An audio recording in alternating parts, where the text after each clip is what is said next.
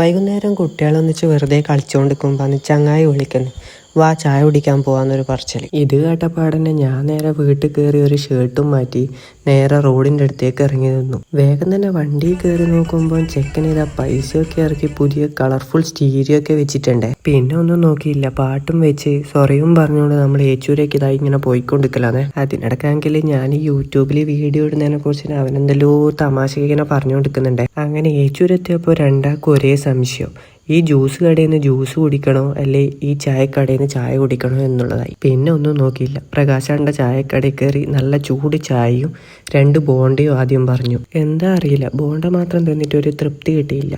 പിന്നെ അകത്ത് കയറിയിരുന്ന് ഒരു പരിപ്പ് വടയും കൂടി അകത്താക്കി. എന്നിട്ടും വലിയ തൃപ്തിയൊന്നും ആയിട്ടില്ല. പിന്നെ ഇപ്പം പണിക്ക് പോകാതുകൊണ്ടും കയ്യിൽ പൈസയൊന്നും ഇല്ലാതുകൊണ്ടും തൽക്കാലം അവിടെ നിർത്തി. എന്താ അറിയില്ല, വൈകുന്നേരം ഇതുപോലെ ചങ്ങായിമാർപ്പുറം പുറത്തു പോയിട്ടൊരു ചായ കുടിച്ചിട്ടില്ലേ ഒരു സമാധാനം ഉണ്ടാവില്ല. അങ്ങനെ ഓൻ എന്നെ വീടിൻ്റെ അടുത്തേക്കാക്കിയിട്ട് ഓനും തിരിച്ച് വീട്ടിലേക്ക് പോയി. അപ്പോൾ അടുത്ത വീഡിയോ ആയിട്ട് കാണാം.